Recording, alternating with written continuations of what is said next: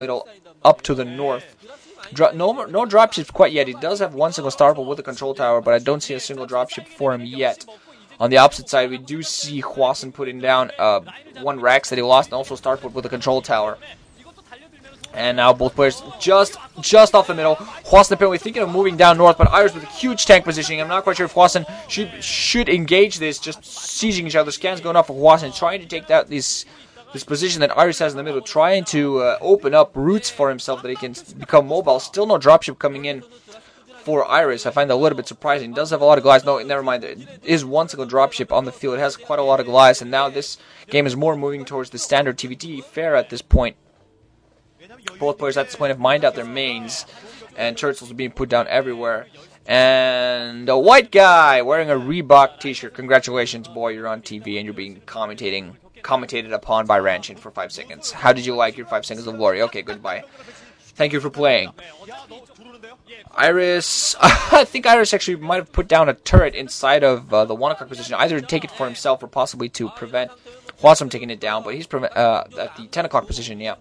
Just preventing everything. Hwasin does have 1-0 upgrades, but I think Iris can match him in that regard. Has his own 1-0 upgrades, and with a huge amount of base that he has, I think it's like give it a minute or two, and he's going to completely stomp upon Hwasin's force. Hwasin trying to go around, does have a couple of tanks that's putting down inside of a dropship. We're going to see what he tries to actually be able to do something with this. He needs to really go around and get some bases, but Iris has a response here at the left side. Has a lot of tanks as Hwasin was trying to move in from the flank. SCV is actually moving in close to engage the tanks, and he's going to completely be able to clear this up. Iris showing that he has the SCVs to spare to engage Hwasin. Hwasin now has his mineral only threat, and he could be in a lot of trouble here. Only a few tanks to defend.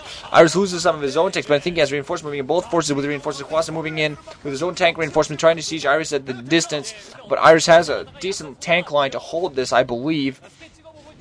Just has to wait for more reinforcements to come in to try to, once again, threaten this base of Hwasin. It's actually a Wraith coming in. There's one single Goliath in play, and no Charon boosters though, so the Wraith is not going to be forced to sacrifice his life yet. Goliaths and tanks moving in very close for Iris. He's not even sieging some of his tanks, moving in close with the Goliaths, with those tanks that support, and Wraith coming in, trying to take out the dropship. Dropship might actually go down. One dropship is definitely going to go down. Don't think it had anything inside of it though. I think Hwasin actually dropped all of it. What was inside the second dropship, also trying to move out, but the Wraith is so engaging, and I think the dropship might actually go down. The Wraith is going to continue following it, might actually take it down if there are no Goliaths in play to start defending it. Dropship most likely flying towards a better position. One single shot, and it's going to go down. Oh, Hwasin losing his maneuverable forces. So losing his maneuverability, we're going to see whether it actually loses him the game. Iris, meanwhile, has 5 dropships moving down north. My entire house smells like bread. That's because I'm baking bread as I'm commentating this game. Oh man, that smells absolutely scrumptious. I look forward to finishing this game, stopping and just eating my bread. But anyway, the game. Iris now going to drop on the inside 11 o'clock. A lot of tanks, a couple Goliaths to support, and I think this base here is doomed. The Goliaths are, of course, there. Hwasin should have reinforcements coming in soon. But Iris should have more forces on the way as well. Civis are actually going to move off the line to start engaging. Should be able to engage several tanks. Vultures also coming in. Hwasin now going to pincer from both sides. Tanks at one side, SCVs at the other. So Iris is actually not going to be able to take out this base. But he's got so many bases on Hwasin at this point. I think he's 3 bases over. I believe he's 3 bases over, if not more. He's also actually, I believe, taking down the 10 o'clock, which would have been a Hwasin's base. Hwasin apparently now thinking of moving out and clearing that up, although Iris has some forces ready there to defend that position just below the ridge. Hwasin walking some of his forces right into that, although I think Hwasin has enough tanks to clear up this position of Iris's, and dropships coming in, so Hwasin's going to move all of these forces. Goliath dropping in right on top of those tanks as well, and Hwasin at this point in a horrible position. The Berserker playing beautifully, just playing nice, beautiful TVT. I mean, I'm a big fan of Hwasin, but I also really like Iris, and I haven't seen Iris get into a round of 8s or anywhere close to that in quite a while. His best finish is a final. Of course, his best finish is a final, and I think he's just a couple of minutes away from now getting himself 1-0 ahead in this matchup here and possibly beating Hwasin and yet again getting into the round of 8.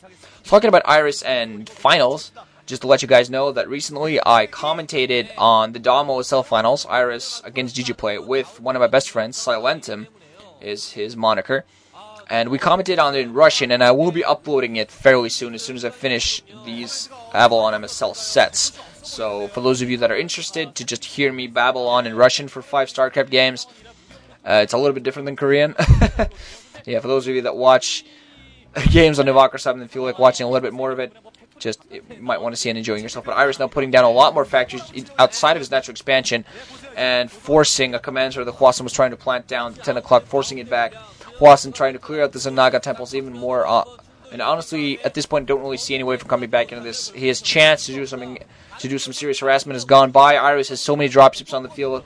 He has so much maneuverability that pretty much in every shape, way, and form, he's outplaying Hwasin here. Hwasin has no real chance of getting back, no real tangible chance, short of an absolute miracle to get back in this game. If he manages to take all of these dropships out at the same time with all of the forces that they have inside of them, it might give him a slight momentum change, but I don't see that happening. I don't see Iris making that kind of mistake. So yeah, actually Hwasin now doing an all-in, moving out with all of his SCVs, all of his vultures, all of his tanks, while Iris is actually moving out with dropships, helping to support. All of his SCVs are now doomed. Reinforcements coming in fairly soon. All of his SCVs are going to go down, and GG is now imminent for Hwasin. He's just losing his last force. All of his SCVs being killed. All of his workers trying to siege with tanks. Has a huge tank number, actually trying to do as much as he can, but now going to be dropships very close, spotting, and Iris moving in even more tanks and more Goliaths to help support, moving towards the mineral only that Hwasin has. Finally going to take it down. Hwasin just desperately trying to take this 10 o'clock position for himself, while meanwhile he's actually going to lose his command center here very closely to these Goliaths at the inside 11 o'clock. And at this point, Hwasin now losing this base, has only, I believe, one mining base. I believe his 1 o'clock is actually his only actively mining base, and Iris now being ready to actually take down this mineral, only putting down a command center. This at this point is actually an insult, I gotta say. Just absolutely outplaying Hwasin, and he knows it. Just continue focusing, and really just has a lot of factories just outside of his natural expansion. So he's adding in factories. You can tell how economically ahead he is. He can just add in as many factories as he wants. He can have 20 factories for all he cares, and he'll still be able to support it with all the bases he has. So Hwasin has done the serious mistake of not expanding, just allowing Iris, not spotting that Iris was expanding like crazy and allowing him to do so. So Hwasin has taken this 10 o'clock base, but he's lost a lot of SCVs doing that, so he's not going to be able to mine from that very quick. And Iris actually going around with his dropships, actually going to go for the main, I think. Might be going for the main of Hwasin's. Hwasin does have some siege tanks that are going to move back, trying to siege up, but actually Iris should be able to drop right upon this and do a lot of damage. You can spot on Iris's face. This is the last thing he needs to do, just drop right on natural expansion. Finally, GG coming in for Hwasin, and Iris does take the first set. So Hwasin's going to have to collect himself properly to be able to beat Iris, but Iris seems to be on a bit of a roll, playing beautifully, and Hwasin, you can tell that is disappointed.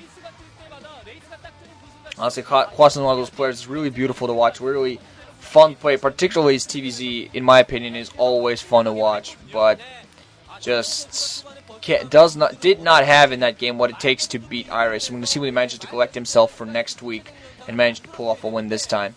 So GG guys, ranching out, thanks for listening, hope you enjoyed. See you very soon with Jaedong against Cal.